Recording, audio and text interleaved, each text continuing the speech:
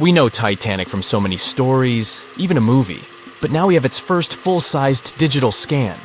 And nope, it's not like those models from before, where we mostly imagined what the ship was supposed to be like. This time we got a real digital scan. A team of experts really mapped the deep-sea floor around the Titanic together with the ship itself. We basically got a 3D view of the entire wreck, which is like going deep down beneath the ocean's surface and seeing Titanic as if all the water has been drained away. So, the story of the wreck started in 1985, 73 years after the Titanic went down. The explorer named Robert Ballard stumbled upon it somewhere between two submarines that also went down in that area. He was actually on a different task back then, so he didn't even have time to explore the ship properly. But as he was searching for the submarines, he realized how ocean currents affect sinking debris. He noticed the heaviest objects sank quickly and left a trail of debris behind, the trail that followed the currents. Using this knowledge, Ballard made a hypothesis the Titanic had broken in two and left a debris trail as it sank. Before he found the wreck, everyone thought the ship just went down in one piece after hitting an iceberg.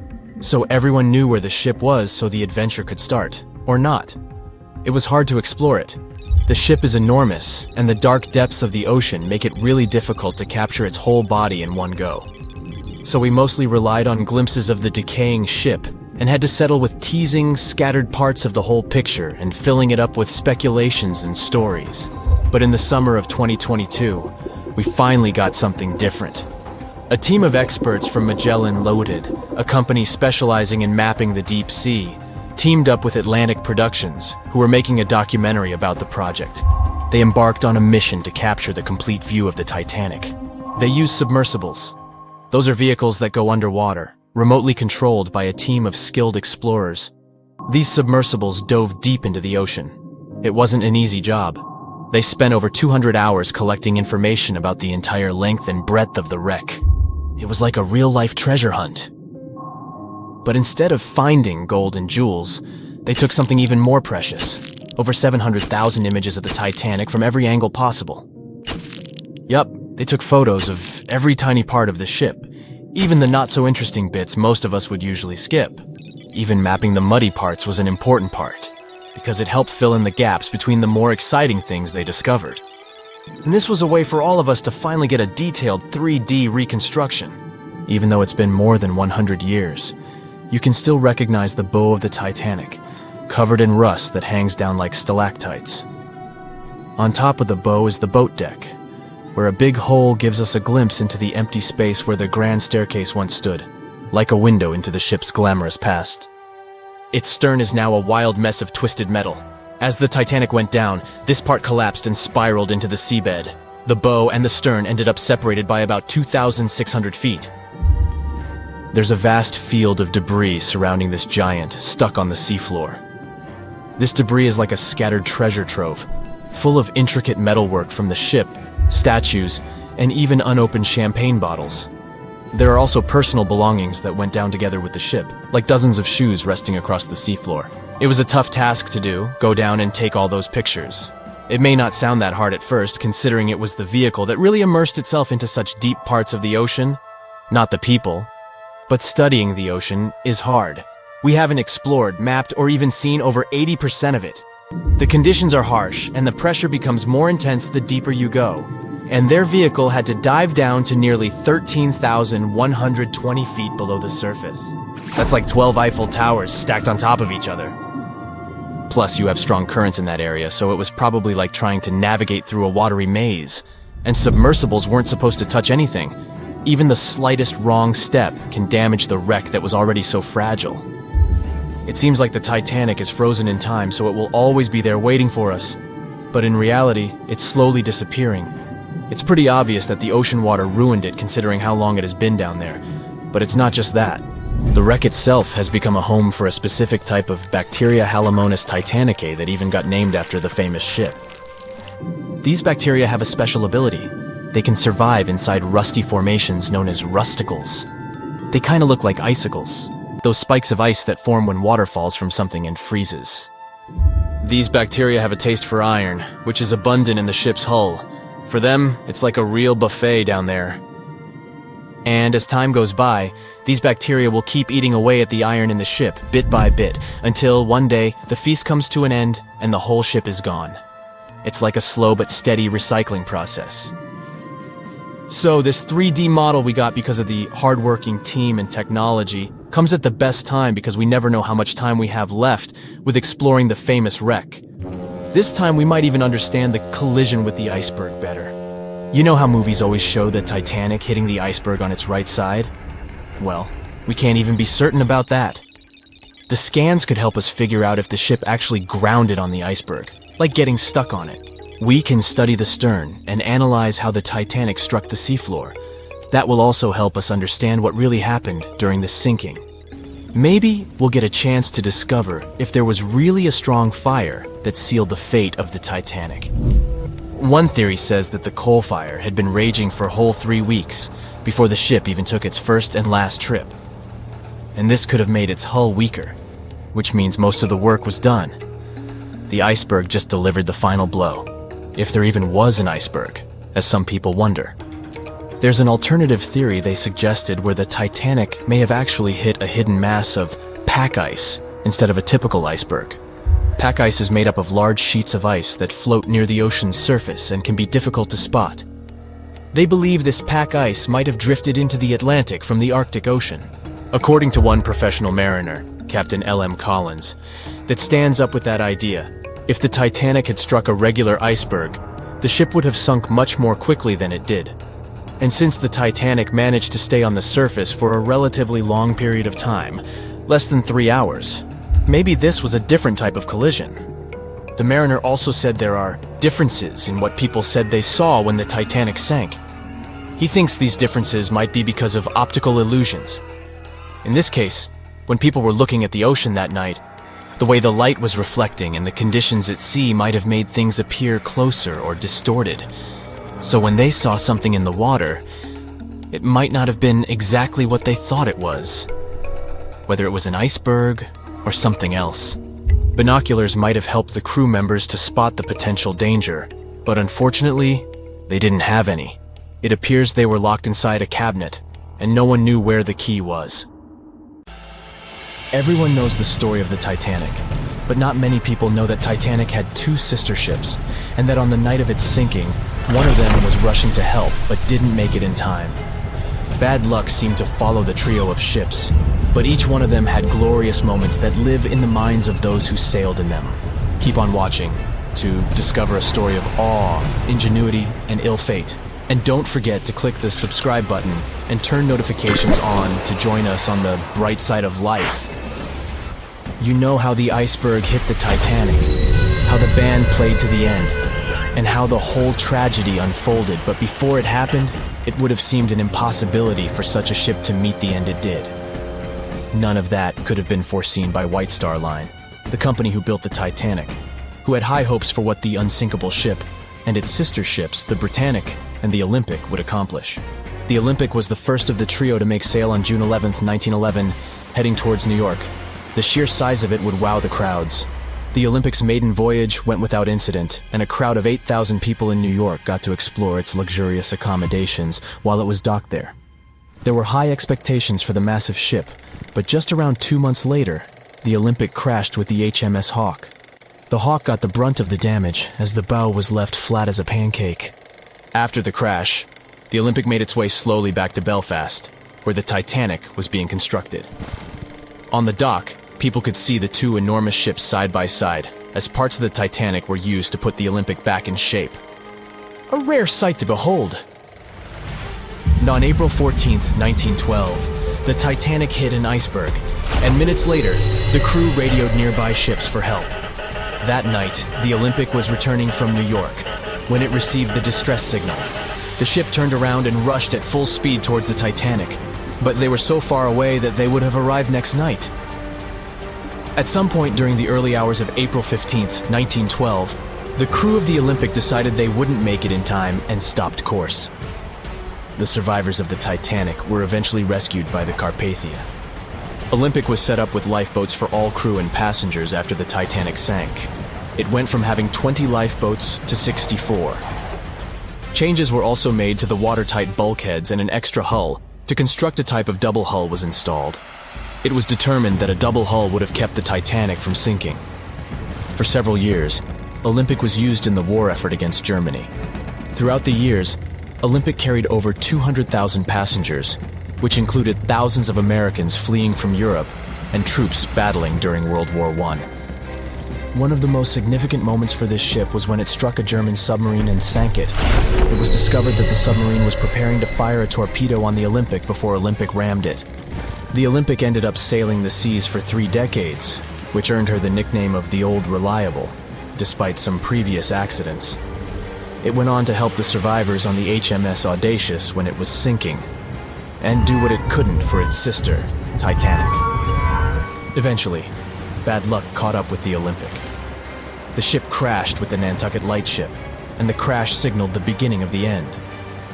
Beaten up, and after years of service, the Olympic was demolished and scrapped for parts. The Old Reliable saw many years of service and thousands of passengers, but the Britannic's journey was shorter-lived. When the Titanic sank, White Star Line was faced with a problem since they already had another enormous ship in the works. White Star Line began construction on the HMHS Britannic on November 30th, 1911, around 4 months before the Titanic sank. Although the Britannic was the youngest of the trio of ships, having been constructed last, it was also the biggest. They intended to name it Gigantic, but after the Titanic's disaster, they changed the name to Britannic, since they considered it to be a lucky name. With the Titanic sinking, the White Star Line underwent rigorous investigation, and many changes were made to the Britannic's design. The Britannic looked very similar to the Titanic, and it had what was at the time the largest marine turbine in the world, able to reach faster speeds than the Olympic. With Titanic's fate fresh in their minds, everything possible was done to ensure the safety of this newer ship. The Britannic was eventually launched on February 26, 1914, almost 2 years after Titanic met its end. After the Titanic's disaster, the White Star Line wanted the Britannic to redeem their name. The Britannic was on its way to becoming a successful ship. It transported passengers for over a year and a half when the British government requisitioned it and turned it into a hospital ship during the beginning of World War I. The ship became an even more impressive sight to look at. It was painted all white, with enormous red crosses on its side to indicate it was a hospital ship. One of the ship's surgeons, Dr. J.T.H. Beaumont, thought of it as the most wonderful hospital ship that ever sailed the seas. It could treat as many as 3,309 patients at once. This is how the Britannic became His Majesty's Hospital Ship, or HMHS Britannic. Though the sight of this magnificent ship must have put a smile on a wounded soldier's face or two, the Britannic didn't operate for long.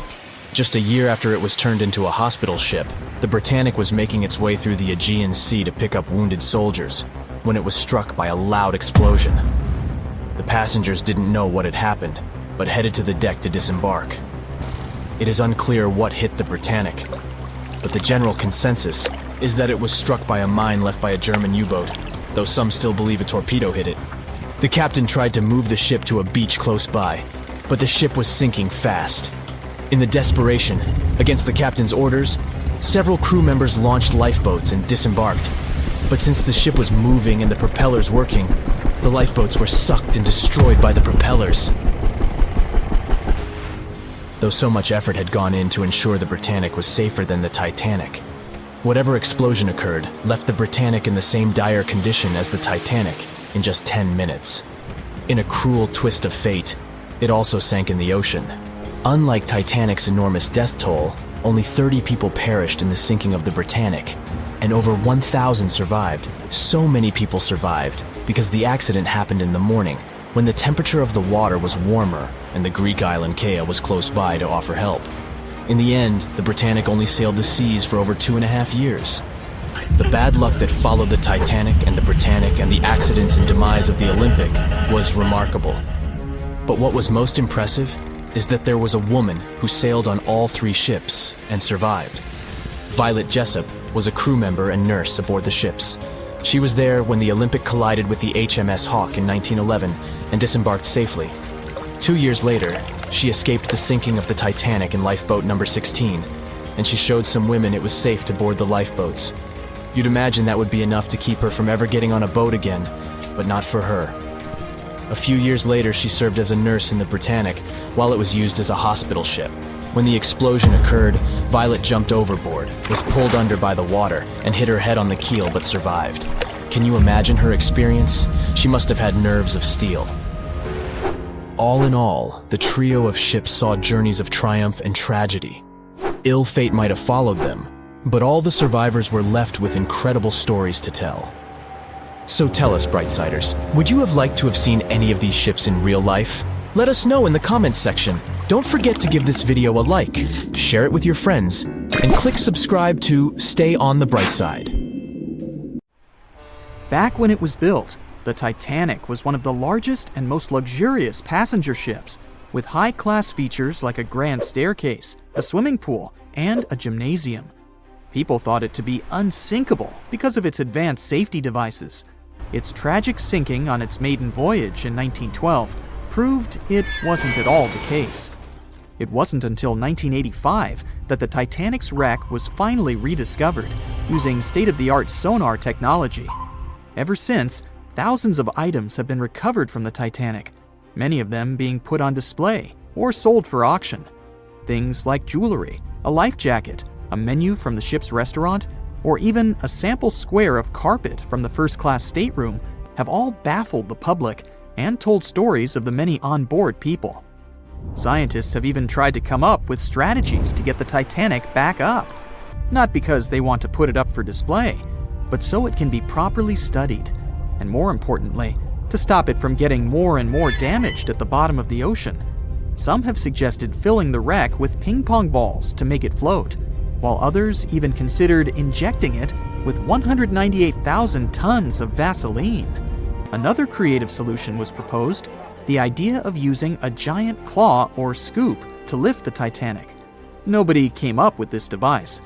Using 500,000 tons of liquid nitrogen to trap it in an iceberg that would float to the surface was also considered, but all these potential strategies had to be eventually let go, since the Titanic is way too fragile to ever be recovered.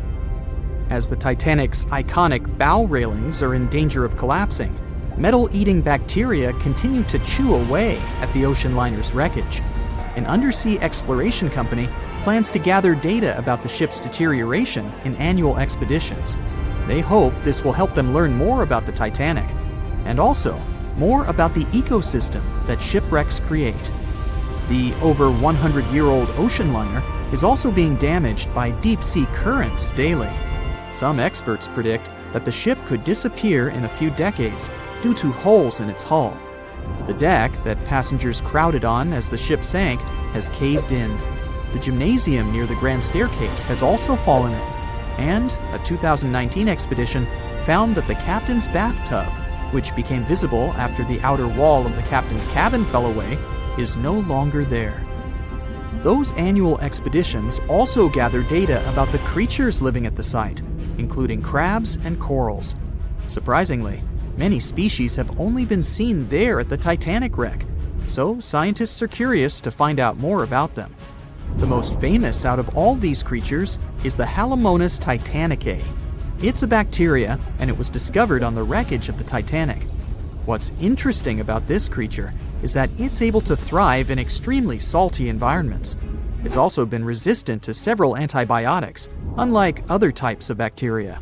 It's probably because of this superbacteria that the deterioration of the ship's iron hull happened so fast. The expedition will also look at the debris field and its artifacts. On the site, there are still traces of little personal items like clothes and luggage. One of the most interesting stories about Titanic artifacts is that of the passengers' shoes. Most of the Titanic items that have been lost at sea deteriorated or disappeared completely. But not the shoes. They seem to be able to resist the harsh conditions. On top of that, the leather in most shoes is perfectly preserved, probably because of tannin, a substance used in the tanning process of leather. It helped the shoes resist the damaging bacteria found underwater.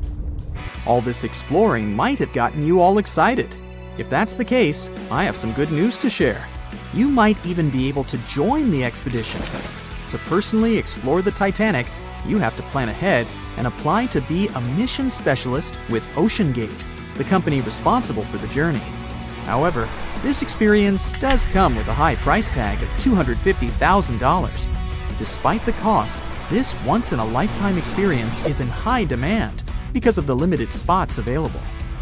If you can afford the exploration, you will have the chance to collaborate with renowned specialists in marine biology, oceanography, the Titanic, DNA, and the deep ocean.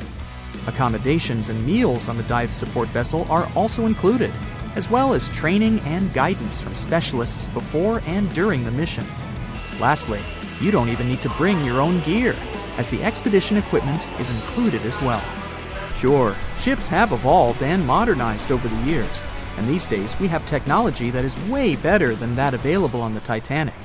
But this ship remains an amazing piece of history because of its many unusual features, like the fact that the Titanic's whistle was loud enough to be heard over 11 miles away, or the fact that the ship's hull was painted with a special mixture of red lead and linseed oil, which was believed to be effective in preventing the growth of seaweed and other marine organisms.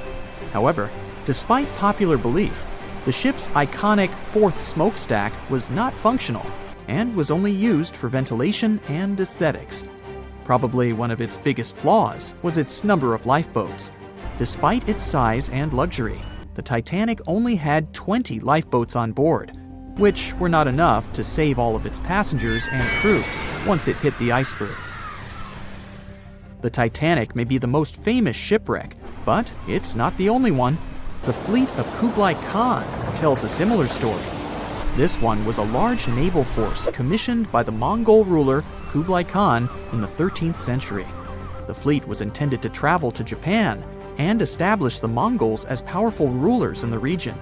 However, in 1281, the fleet was supposedly caught in bad weather and was seriously damaged, with many ships being destroyed. Legend has it that the fleet was torn down by a massive typhoon that came to be known as the kamikaze, or divine wind.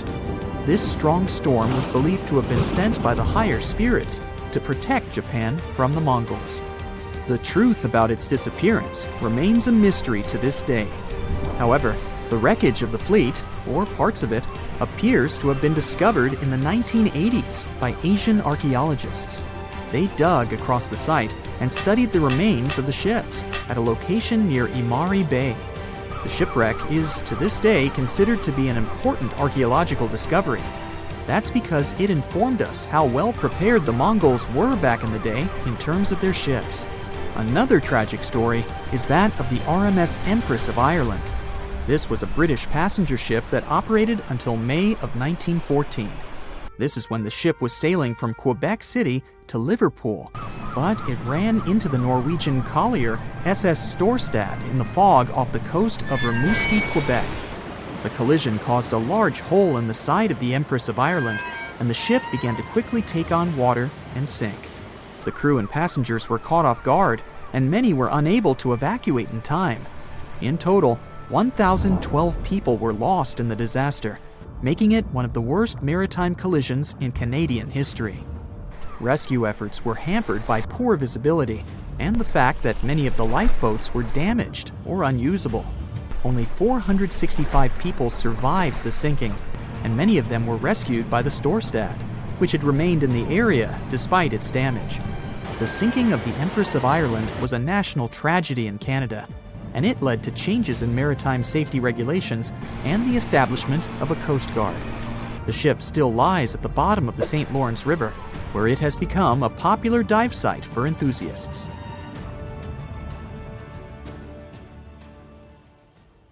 Titanic sank on April 14, 1912, and all of the passengers' belongings and ship's paraphernalia went down into the deep, dark waters with it.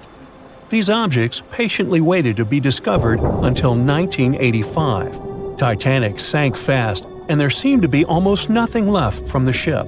Yet divers in small submarines managed to retrieve plenty of artifacts from the wreckage. If you wonder what those surprising items look like, hey, join me. A number of museums have collections of Titanic items rescued by divers or donated by survivors and their relatives. And some of those items are even sold at auction. So if you're ready to spend a pretty penny on an exclusive artifact, Hey, why not? The first artifact on my list is a pocket watch belonging to a Titanic passenger, John Chapman. John and his wife Elizabeth were on their honeymoon. When the ship hit the iceberg, Elizabeth was offered a seat on a lifeboat next to her friend Emily Richards. There was a problem, though. Mr. Chapman couldn't enter the lifeboat. Elizabeth turned to her friend Emily and said, "Farewell. If John can't go, I won't go either." Now, that's what I call true love. After a short time, the ship went under. If we step back and return to Chapman's pocket watch, we'll notice one more heartbreaking detail. Experts believe the watch stopped around the time the ship finally submerged. Do you remember the iconic scene in the Titanic movie where the ship's band continued to play while the ship was sinking? The violin, played by the real musician, was sold in an auction for $1.7 million in 2013. They say the band played "Nearer My God to Thee" as the ocean liner sank. Since we started talking about the band, we might as well shed light on a piece of music found on the ship. It was the song "Put Your Arms Around Me, Honey." Considering the fact that paper gets ruined almost instantly when it meets with water, it's a miracle to see those documents. Another saved paper document is the lunch menu. The first-class passengers wore their beautiful dresses and enjoyed their meals without knowing that it was their last lunch. This unique item was auctioned for $122,000. Meals were offered based on class.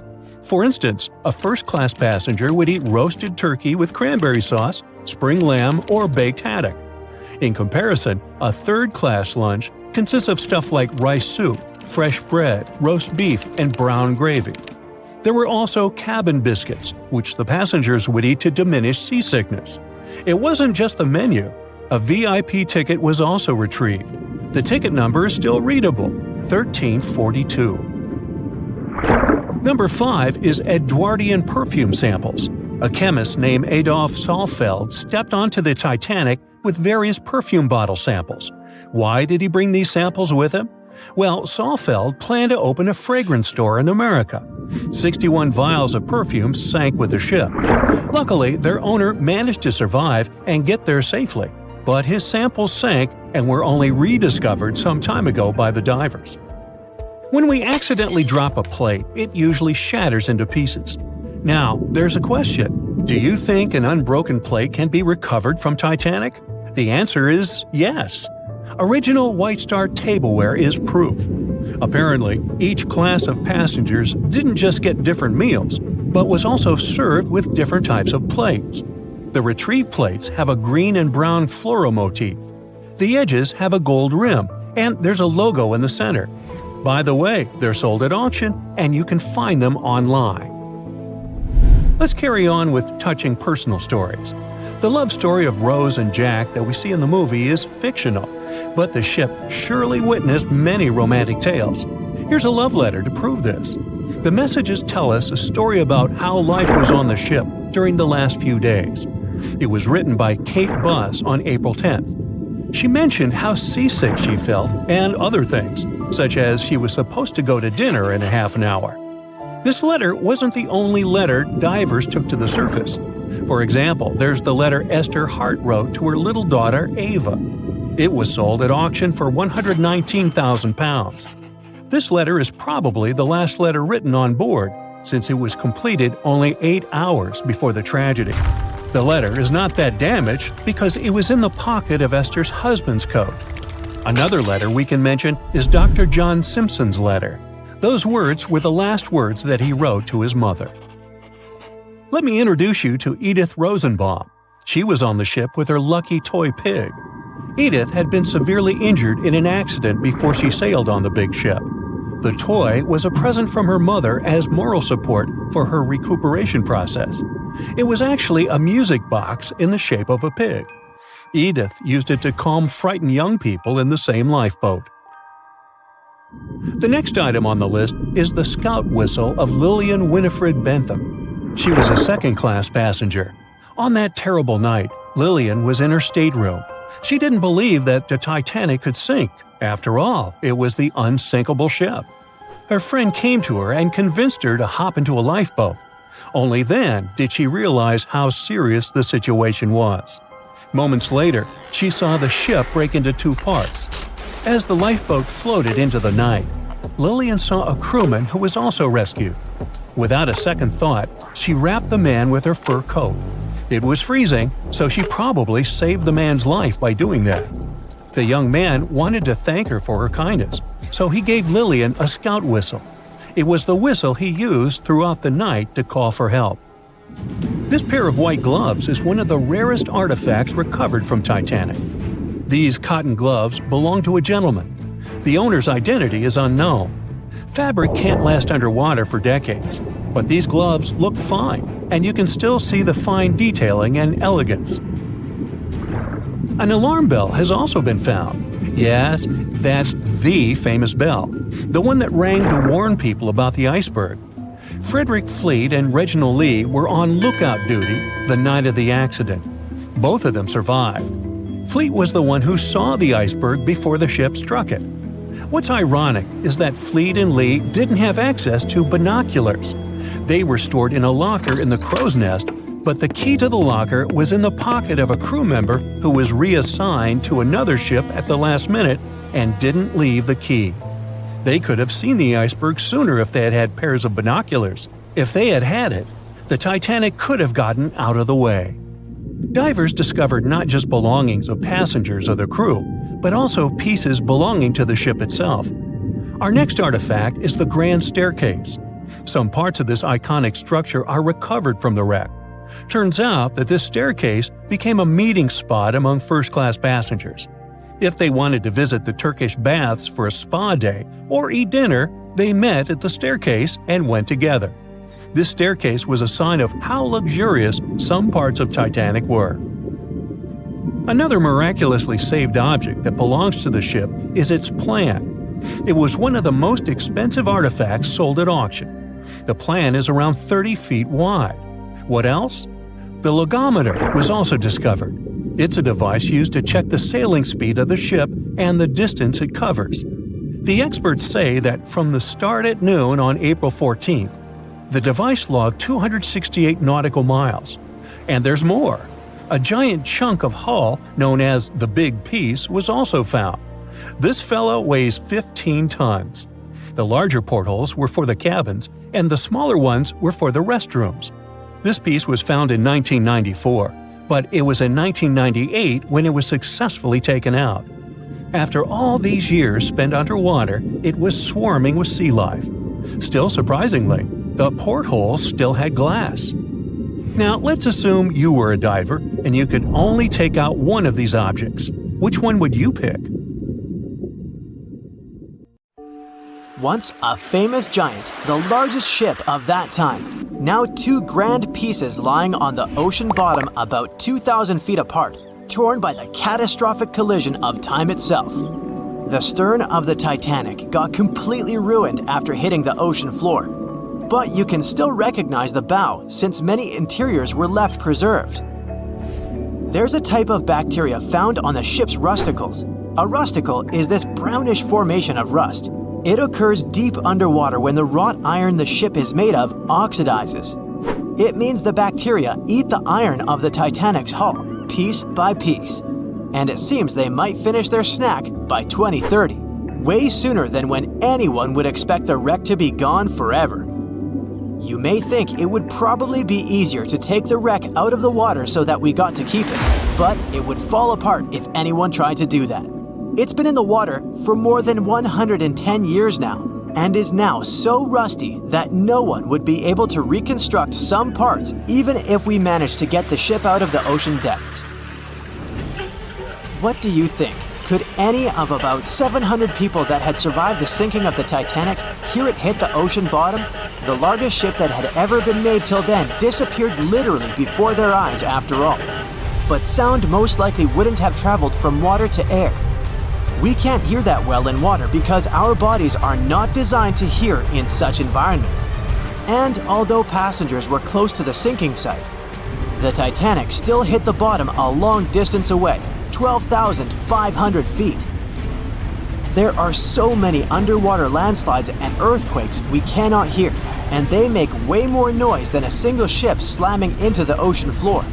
Most vibrations and sounds must have dispersed over a large area. Also, the downblast of water, which many believe hit the Titanic after it had touched the bottom of the ocean, would have pushed back the majority of the potential acoustic vibrations. Plus, the bottom of the ocean is not hard enough to produce such loud noises. Many survivors said they had heard terrifying noises as the Titanic was breaking apart, but none mentioned hearing anything after the ship disappeared below the surface of the water. Some survivors shared how chaotic it was when passengers, mainly women and children, were getting into lifeboats. There weren't enough boats, and still, some of them weren't even filled to their full capacity. No one knew how to react properly in such a situation. The lifeboat drill had been scheduled for the morning before the Titanic hit the iceberg, but for some reason, it got canceled. A giant ocean liner everyone believes is unsinkable takes a trip across the ocean. On its way, it strikes an iceberg and sinks. Yeah, we all know how the story goes. But what's scary is that it's also the plot of The Wreck of the Titan, a novel published in 1898, 14 years before the Titanic went to the ocean bottom or was even constructed. In the novel, the Titan, what a scarily accurate name too, didn't have enough life jackets, vests, and lifeboats for all the passengers on board. It was also the largest ship of that time, almost identical in size to the Titanic, and both the Titan and Titanic sank in April. Dorothy Gibson was an American silent film actress. She was also one of the Titanic passengers. She survived the catastrophe. Right after she came to New York, she started filming Saved from the Titanic. The film was released only 1 month after the ship sank. Dorothy was even wearing the same shoes and clothes she had worn when she had actually been on the ship. The movie was successful, but it got destroyed in a fire, so it only exists in memories, like Jack Dawson. Titanic wasn't all alone in the restless waves of the cold ocean near the iceberg it struck. The SS Californian was relatively close. Their radio was shut off for that night though. At one moment, the crew members noticed mysterious lights in the sky. They immediately went to wake their captain up to tell him, but he issued no orders. Some believed it was just fireworks. They never realized it was actually a call for help. The flares crew members of the Titanic sent off to the sky, hoping someone would notice. By the time the SS Californian got the SOS message, it was already too late. Some say a full moon may have been the reason the iceberg crossed paths with the gigantic ship. A full moon may have caused incredibly strong tides that eventually sent multiple icebergs southward, right when the Titanic was crossing that area. Would you dare to taste cheese from the Titanic?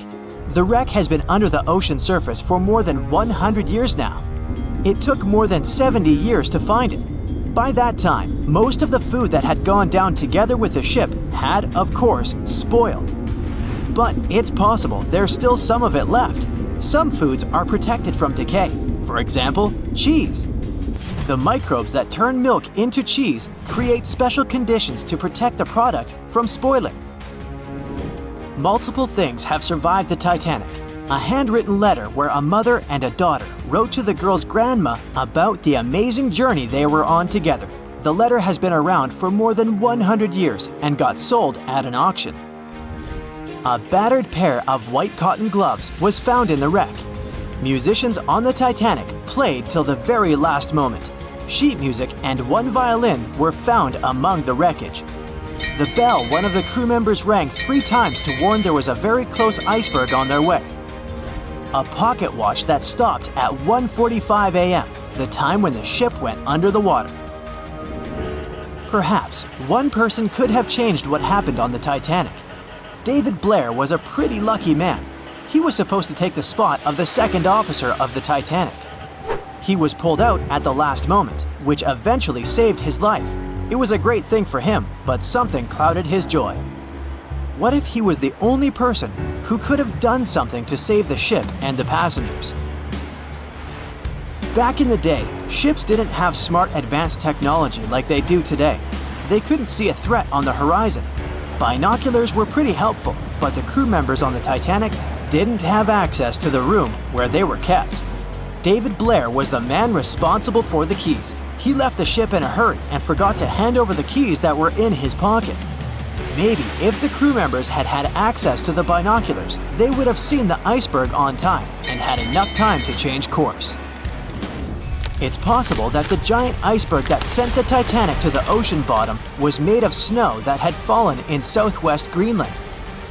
Scientists even used a computer model to calculate the paths the iceberg took in any given year, taking into consideration ocean currents and weather readings for that year. It's possible that the iceberg was 1,700 feet long, with a weight of around 75 tons. By the time it collided with the Titanic, it had dwindled down to only 1.5 tons. Violet Constance Jessup was, as many called her, Miss Unsinkable. She was only 24 years old when she joined the Titanic crew as a stewardess. On the tragic night when the ship struck the iceberg, she was lying in bed. As soon as she heard that something was going on, she got dressed and quickly went to the deck. Violet helped passengers get into lifeboats. 4 years later, she was on the Britannic, the Titanic's sister ship. Once again, the ship started sinking. Not only did the woman survive another accident, but she was also once again the one helping other people to escape the vessel before it disappeared below the surface. No one could ever have imagined that the unsinkable Titanic would collide with an iceberg, except for one man, William Thomas Stead. Well, not directly, of course. It's not like he jolted out of bed one day, envisioning the fall of the Titanic.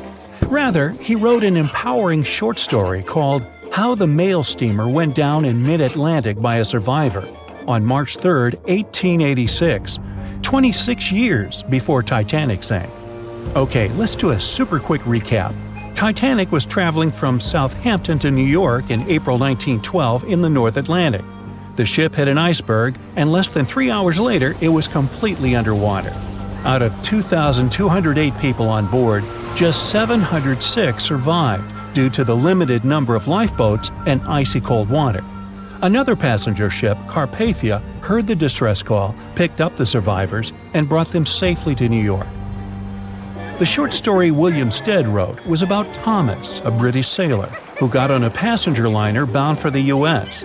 At one point, the protagonist realized there weren't enough lifeboats for everyone on board the ship in case something happened. A couple of days later, heavy fog covered everything in sight. Luck was not on the liner's side, and it collided with a stray ship, just like Titanic struck an iceberg. Only 200 out of the 916 people made it safely to the U.S. The main character managed to survive by jumping into the water and climbing into one of the lifeboats.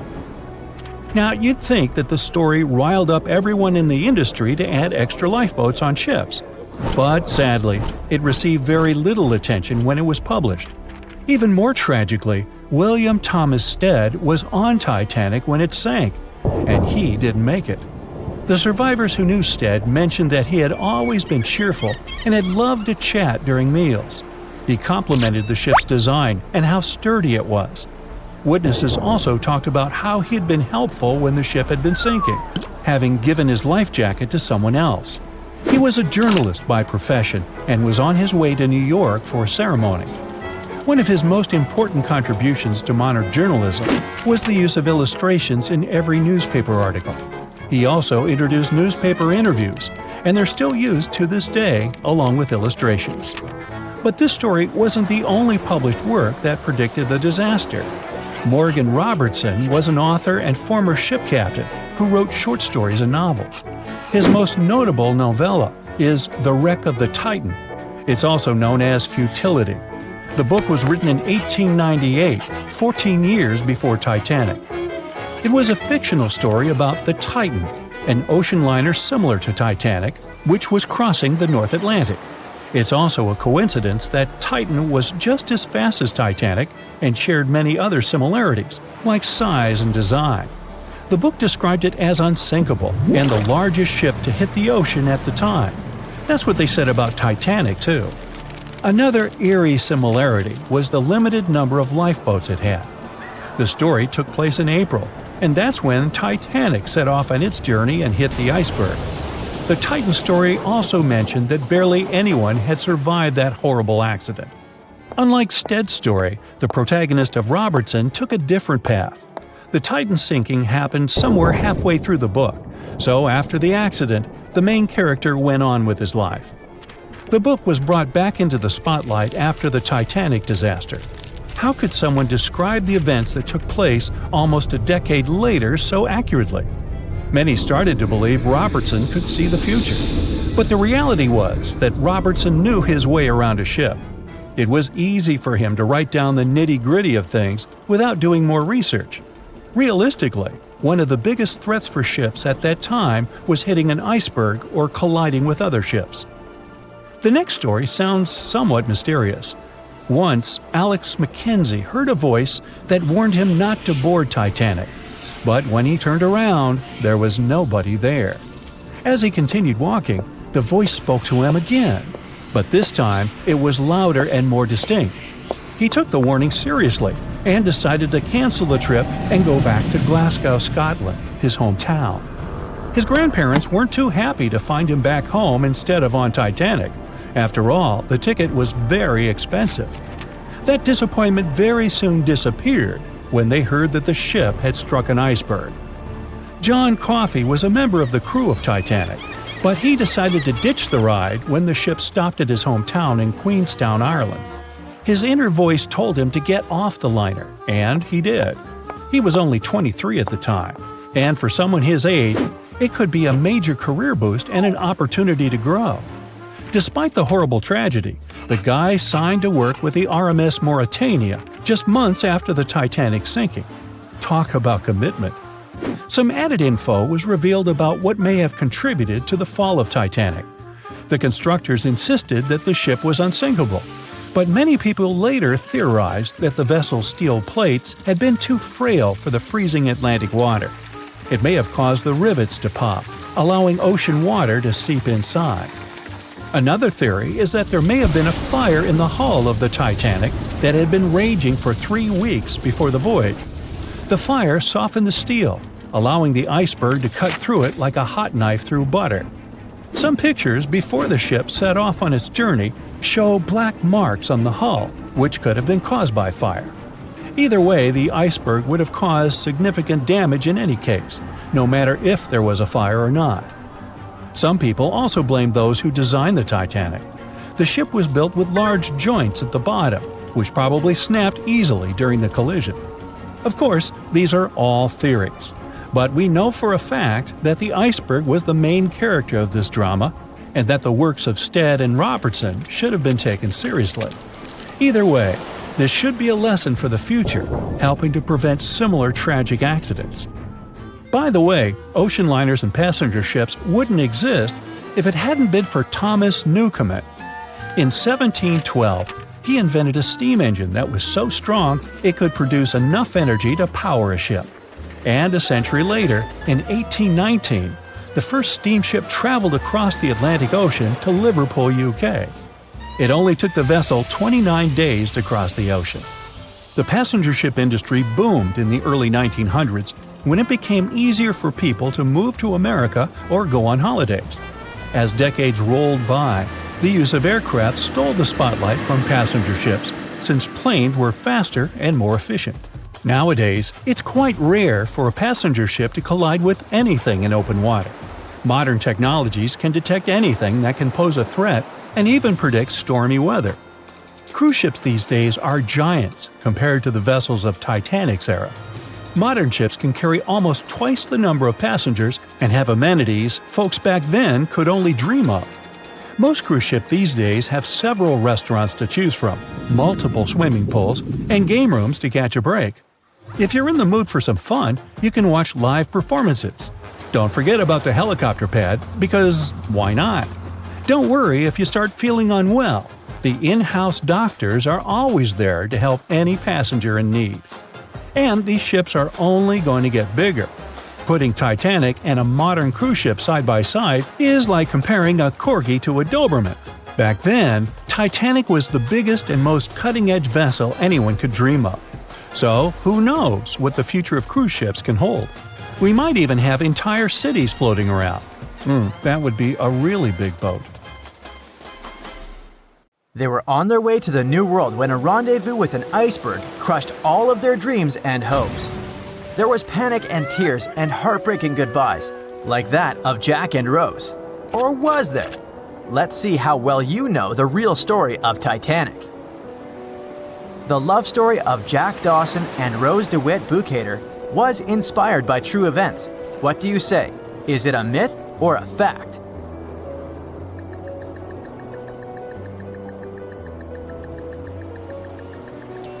The most emotional Titanic love story was actually all made up by the screenwriter and director of the famous movie, James Cameron.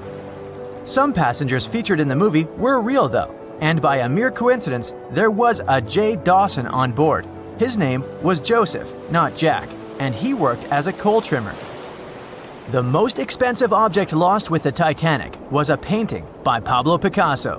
What's your take on this one?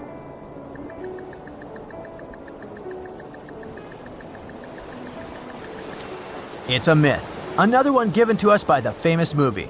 The most valuable item that went down with the Titanic was probably a Mary Joseph Blondell painting, created in 1814. Some other valuable items were a violin that belonged to Wallace Hartley, the musician who insisted that they had to play till the very last moment. There was also a 1912 Renault Type CB Coupe de Ville that would now cost millions of dollars, a handwritten manuscript by Joseph Conrad, first edition essays by Francis Bacon, 5 Steinway grand pianos, and, of course, some fine china plates and cups, and first-class passengers' jewelry. The Titanic was the largest and the most luxurious passenger ship of its time. Does it sound real to you?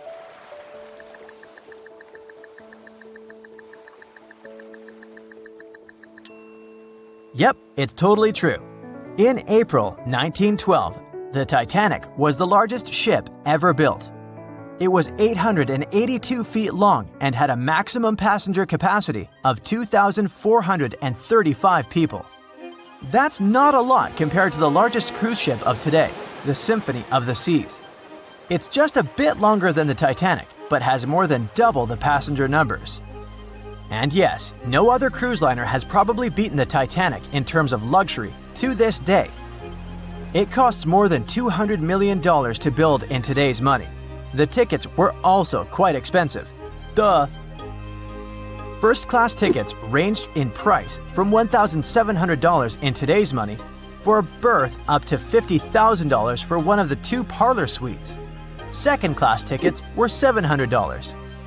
Third-class passengers had to pay between $170 to $460. Most of the passengers of the unsinkable ship managed to survive. True or false?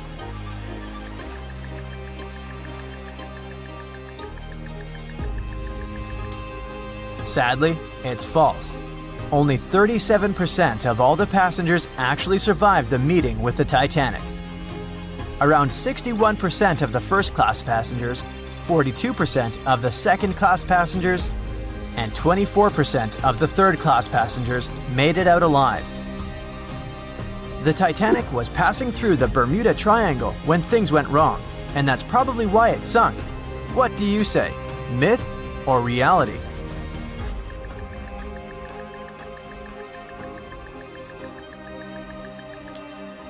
It's 100% a myth. The Titanic never even came close to the Bermuda Triangle. The liner sank about 400 miles south of Newfoundland, which is a huge distance to the north of Bermuda, the infamous area where ships and planes disappear without a trace. We might have the moon to blame for the sinking of the Titanic. True or false?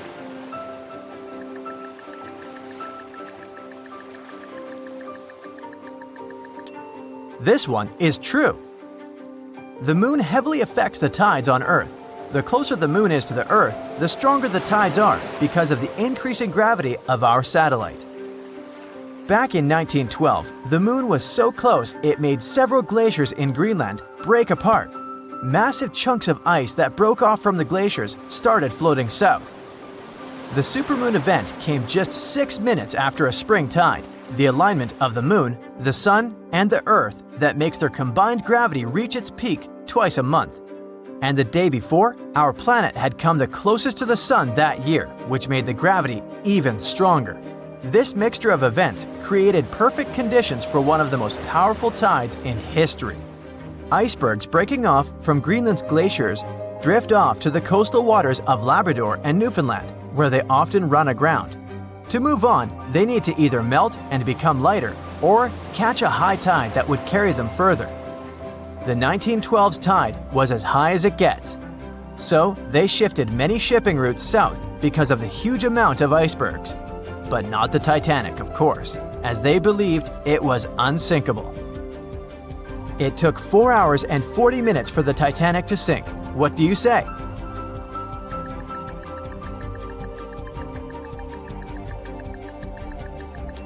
It's false, and if you're a Titanic expert, you definitely know it was actually 2 hours and 40 minutes. And this was slow enough, given the damage caused by the iceberg. It didn't sink faster, thanks to the ship's construction. There were 16 watertight compartments in the lower part of the ship. They worked as a lifeline. When the iceberg crashed into the hull, it broke into 6 boxes. The Titanic could have stayed afloat only if 4 compartments had been damaged. Water filled the first 6 compartments within 1 hour. During this time, the ship tilted slightly to the right side. Then, water began to flood the 7th box when all 6 boxes were filled. And from that moment, the sinking rate was growing with every second. The ship's bow sank under the water, and then the stern filled up. One of the leading reasons for the Titanic tragedy was signal rockets. True or false? What's your take on it?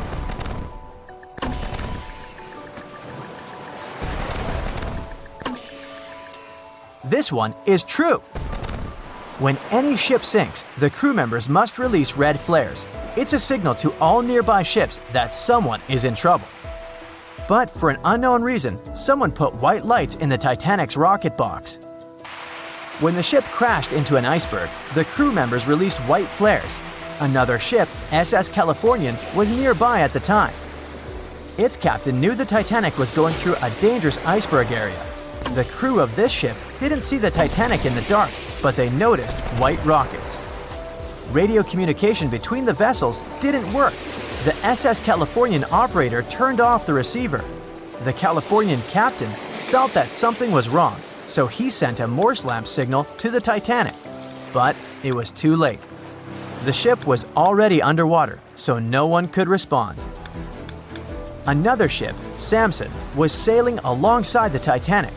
It drifted with lights off since it was catching seals, and that's not legal. When the captain saw the Titanic's white rockets, he thought it was the Coast Guard. So Samson sailed away as fast as they could. They realized they had abandoned the drowning passengers once they made it to Iceland and learned the horrible news. In 1996, one expedition managed to raise the Titanic from the ocean floor. Do you believe it?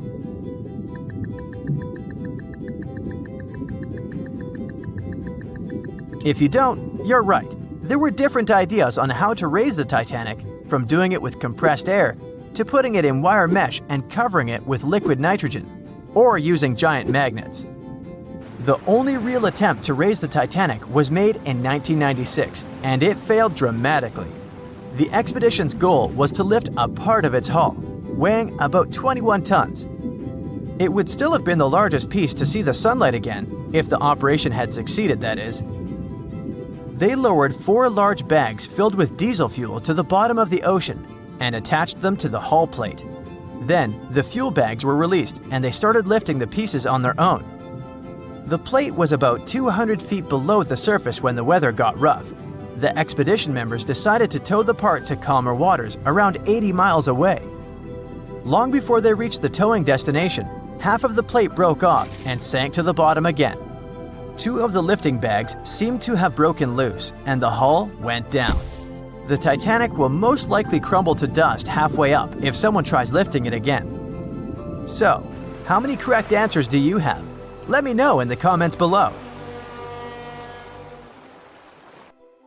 A beam of electric light pierces the darkness over the calm waters of the Atlantic Ocean.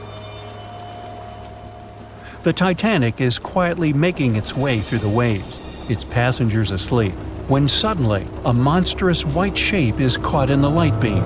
The fateful iceberg is about to rend the side of the legendary ship.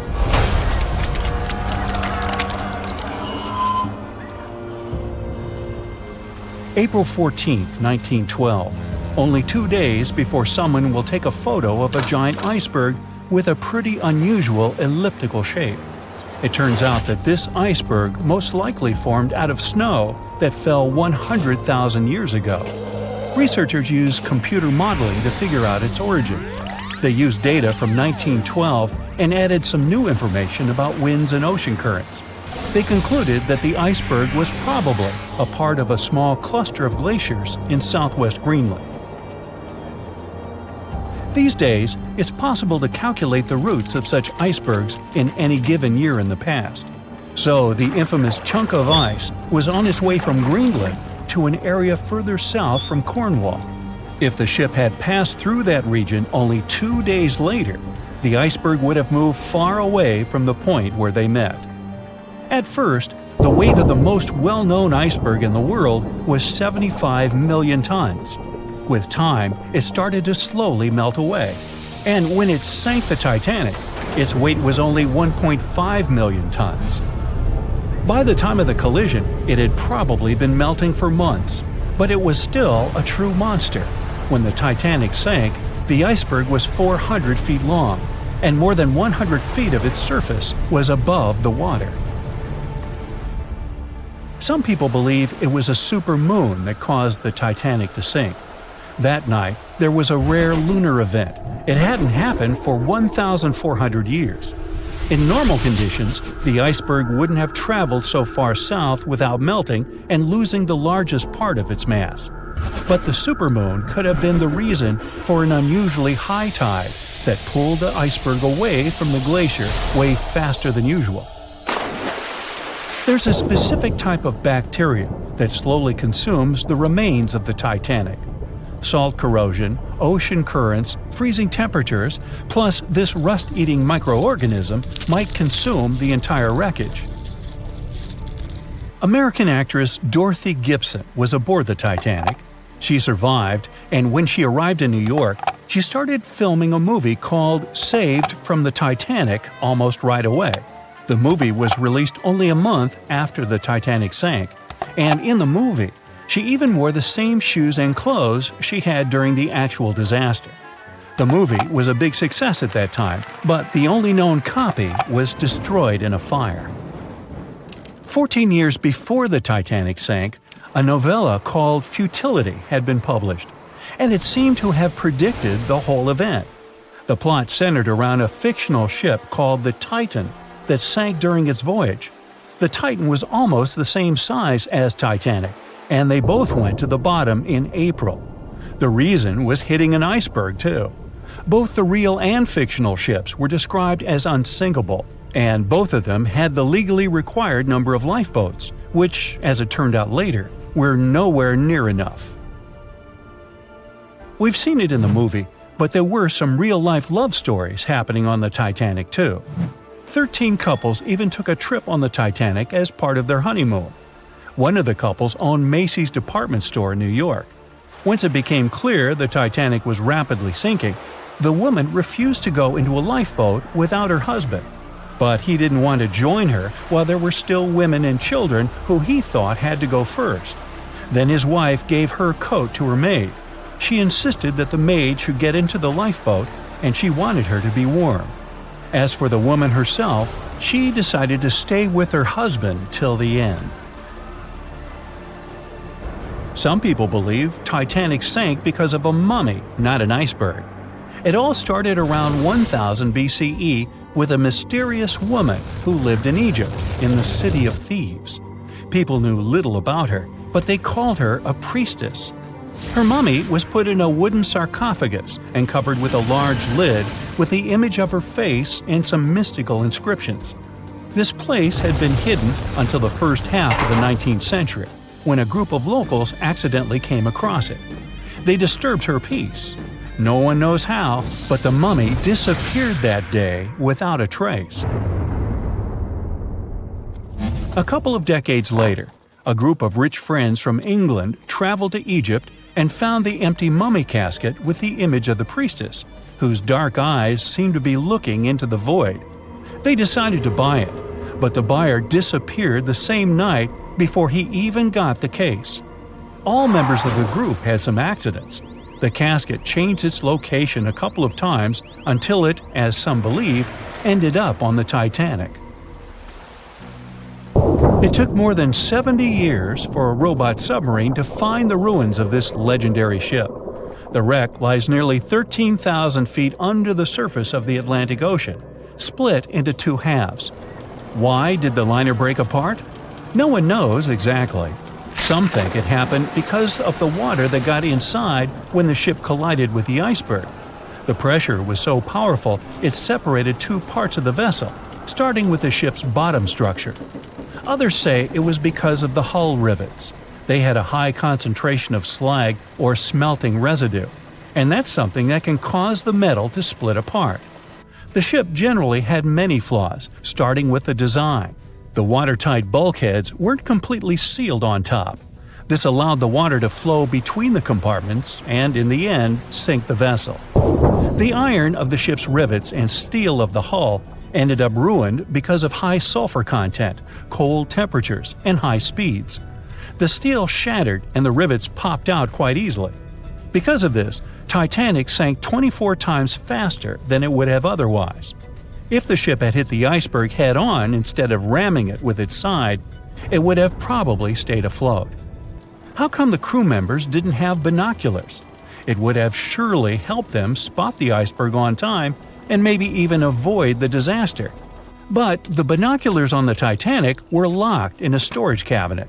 Only one crew member had the key, and he had been transferred off the ship right before it set sail. He later said he hadn't remembered to hand over the key. But even without the binoculars, the ship might have had some time to change course and avoid the collision if the crew had gotten some warning. But that's the thing, someone did warn them. About an hour before the incident, a ship that was relatively close to Titanic, the SS Californian, sent a message to inform them it had stopped because of dense ice field. But the warning never got to the Titanic's captain. Some experts say it was because the radio operator didn't think it was that urgent. And later, the SS Californian said they didn't get a call for help from the Titanic because their radio operator was off duty. Some say the crew on the Titanic couldn't spot the iceberg on time because of an optical illusion. Atmospheric conditions that night probably caused super refraction, which could have camouflaged the berg. After all, no one actually saw the iceberg until it was too close to the ship to somehow avoid the crash. Not even a whole minute passed between the moment they saw the iceberg and the collision. It was only 37 seconds, and it took Titanic 2 hours and 40 minutes to disappear below the ocean's waves.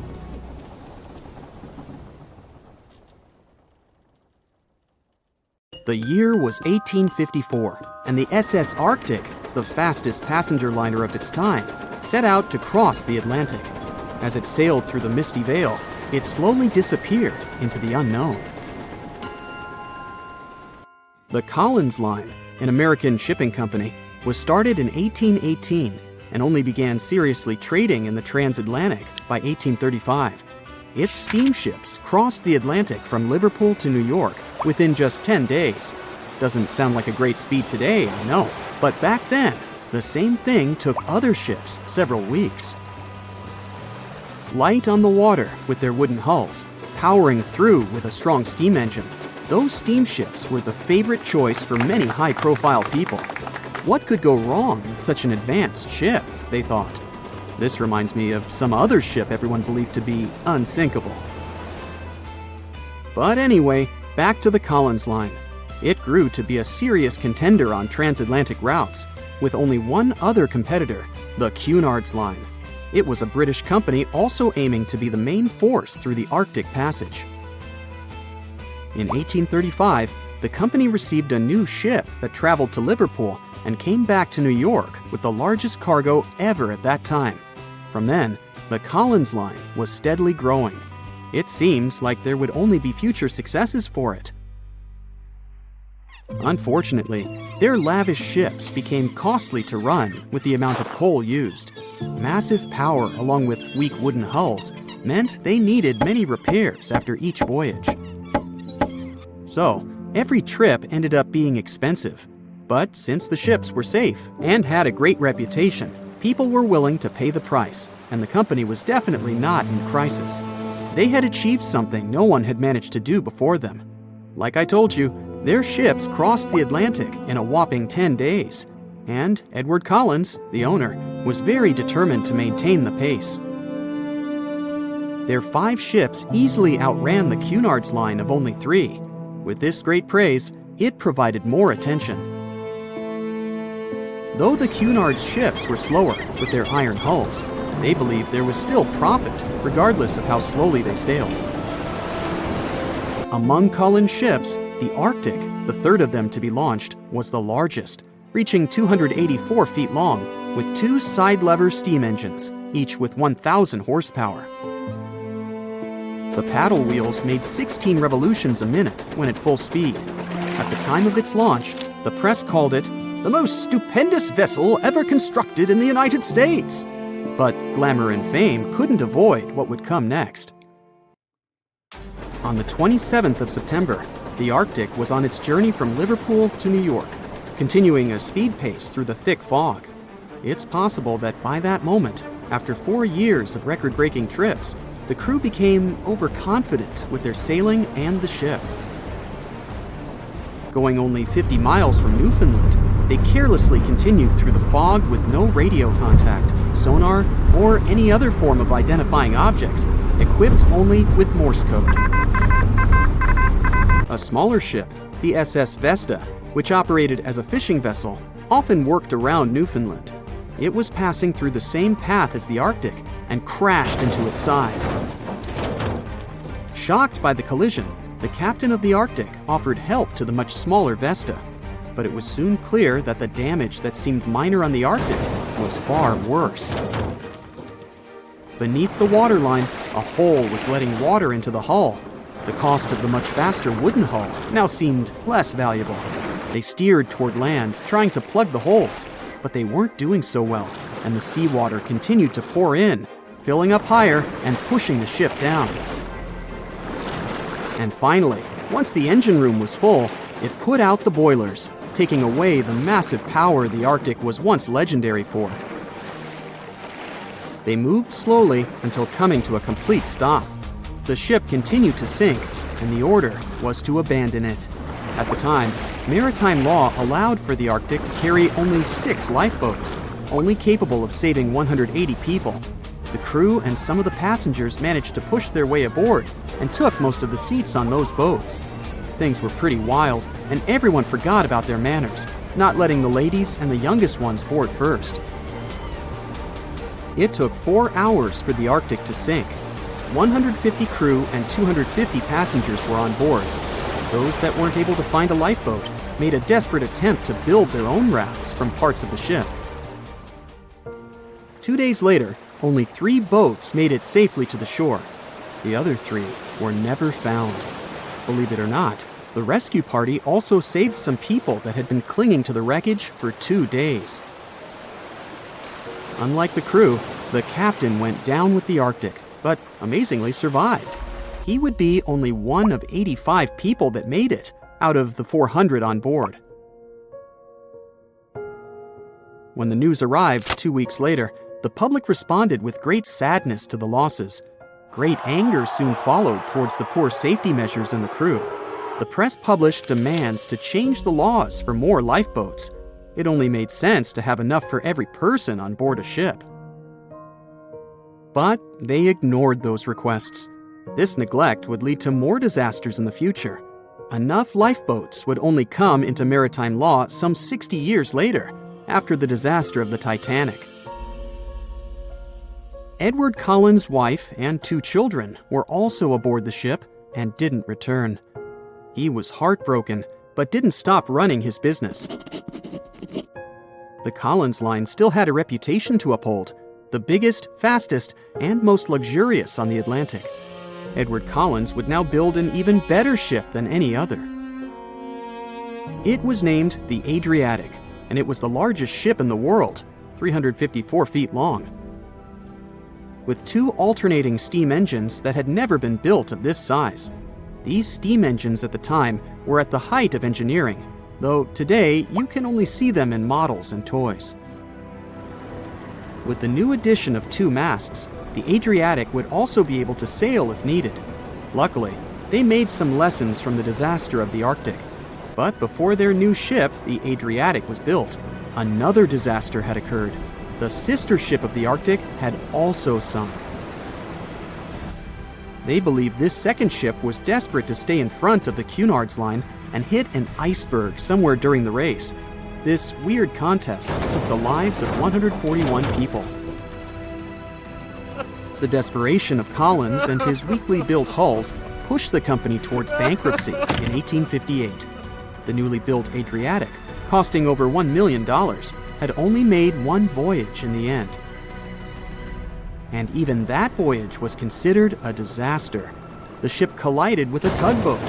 It still managed to finish its maiden voyage at a suitable time. After the company had gone bankrupt, they had to sell the ship for only $50,000. They removed the great giant engines, replacing them with only sails.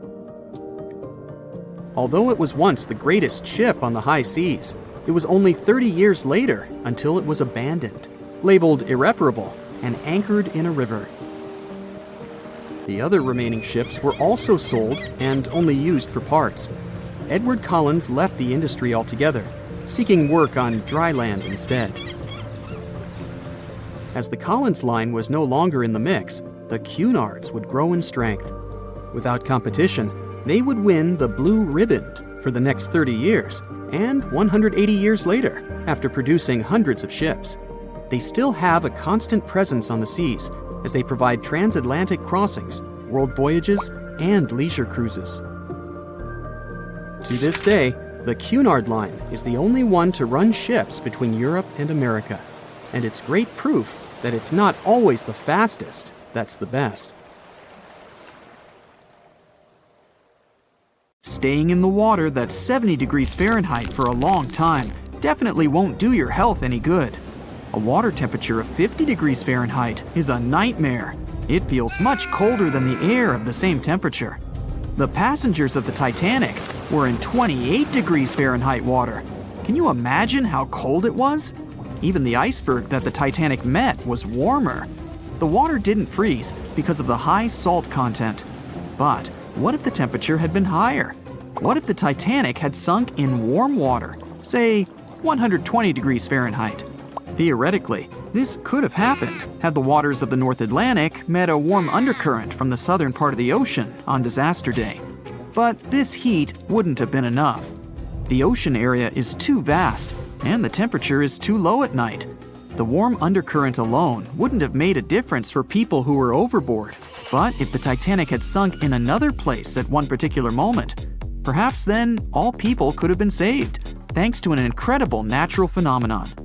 Now, on board everybody, our voyage to a parallel universe begins. It's a moonless night on April 14th through 15th. The Titanic crashes into an iceberg. Icy water floods the lower decks. The captain sends a distress signal. The nearest rescue ship, Carpathia, is 58 miles away from the sinking Titanic. At maximum speed, Carpathia will get there in 4 hours.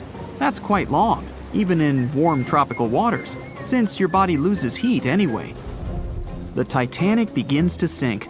The crew downs lifeboats. Some of the passengers jump overboard. The ship is going under the water. There are no boats left, so you jump along with other passengers. It feels as if you got inside a huge iceberg. The water is so cold that it's hard for you to move. You can't even scream because there's no air in your lungs. But at this moment, you feel a pleasant warmth coming from the depths. The heat rises above your knees and waist, then reaches your neck. Finally, you regain control of your muscles and can breathe deeply. You notice that all the other passengers feel the same warmth. The water becomes a little hot. It makes you happy. But in a moment, horror replaces your delight. The ocean begins to foam. And not because of the high temperature, but because something is rising from the ocean floor. You hear a heavy, low sound coming from the depths. It's not a sinking Titanic, but something bigger. You can see a huge iceberg nearby. It's melting, and a huge chunk is breaking off from it. A million bubbles appear on the surface. Then you feel something hit you in the leg. Thousands of strange lightweight rocks are rising from below. There are also massive plates among them. People use them as lifeboats. You climb on one of those rocks and look at the ship. It doesn't sink, since all the water is bubbling and pushing the vessel up. You take one of the small rocks and understand everything. It's pumice. An underwater volcano has woken up right under the ship. Thousands of tons of volcanic rock are floating to the surface. When it erupts, its magma shakes the entire space, heats the water, and destroys the seabed. But it doesn't result in anything destructive on the surface. The enormous pressure of hundreds of millions of gallons of water suppresses the volcano's power. Molten rocks of the Earth's crust are pressed against the seabed, and pumice rises to the surface. And here's why it happens. The upper part of Earth consists of many solid parts, tectonic plates. These plates collide with each other and divide. And when one part separates from another, the magma immediately comes up. So, all volcanoes are these unstable fault sites. If the Titanic had sailed over one of these areas during an eruption, many passengers would have been saved. Back in the parallel universe, you notice the Titanic starts sinking again. The water is no longer bubbling. The volcano has gone out. In a matter of seconds, the ocean turns icy again. Fortunately, you have your pumice lifeboat. This is enough to wait for rescuers. But let's imagine a situation with no underwater volcano and an iceberg. A situation when the water was warm from the very beginning. One of the engines in the motor compartment of the ship breaks down. Several pipes burst because of increased pressure, and now there's a crack in the ship's body. Water is filling the lower decks. The ship is sinking. People evacuate on lifeboats. There's less panic since the night is warm and no one is freezing. Each passenger gets a life jacket. The ship is breaking. You understand that you have to jump. The Titanic goes underwater. Many passengers fall overboard in horror. They dive into the dark ocean and immediately come to the surface. Panic and complete chaos take over. The ship disappears in the dark, and finally, it's all silent. A few minutes pass, and you notice there's no panic at all. The water is warm. Almost all passengers have life jackets. Someone is floating on the wooden ship wreckage. After a couple of hours, the water no longer seems so comfortable. The ocean takes away your body heat.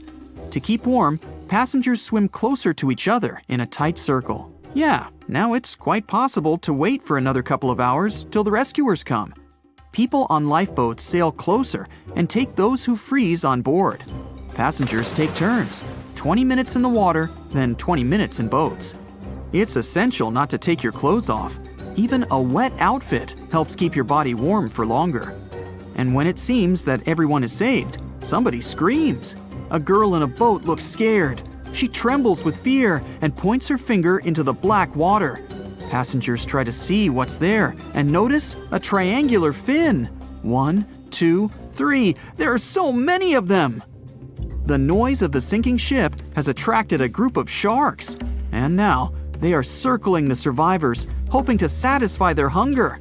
They're swimming slowly. It doesn't look like they're going to attack. But you should keep your eyes open, as these fish are some of the world's most aggressive and dangerous sharks, the bull sharks. They can be agile, fast, and unpredictable.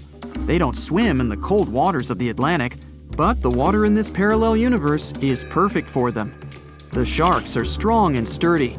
They create the illusion of slowness to relax their prey. They're called bull sharks because of their short, blunt muzzle, like that of a bull, and they like to hit a target or other sharks with their forehead. Several fish are ramming boats. Someone falls into the water. Fortunately, people help them back on board. The sharks aren't going to retreat. Chaos and panic ensue. People are screaming and splashing the water with paddles to scare away the fish, but it doesn't help. One of the sharks opens its toothy mouth and clings to a boat. At this moment, you notice more fins nearby. A pack of great white sharks arrives at the party. They are some of the most dangerous animals on the planet. They're big, fast, and strong, and their 300 triangular teeth lined in several rows are sharp as blades. Great white sharks swim around the boats and scare away the bull sharks. You fall off the boat and see a big fin approaching you. Fear awakens the survival instinct in you. You're trying your best to swim away from the shark as far as possible. Of course, it's useless, since the shark is much faster and will definitely catch you. You feel your foot touching the shark's nose. The other foot gets into the toothy mouth. You scream in horror. After a second, the shark lets you go. Great white sharks rarely attack people. If they bite, it's just to test you. After all, the shark's favorite prey is seals. It simply loses interest if it realizes you aren't a seal. But if the shark is starving, it doesn't matter to it what kind of prey you are. Lucky for you, this one is not like that. Those survivors in the boats have almost nothing to fear either. Great white sharks don't attack them. They can push boats slightly, but only to test them. The great white shark is swimming away from you. But a bull one appears, and it looks like it's hungry. The shark is swimming towards you, opens its mouth, and a loud ship horn penetrates the water. This is the RMS Carpathia that has come to the rescue. All the sharks swim away scared. All passengers are saved. Back in our universe, another ship that had been nearby could have saved the passengers much earlier. But that's another story.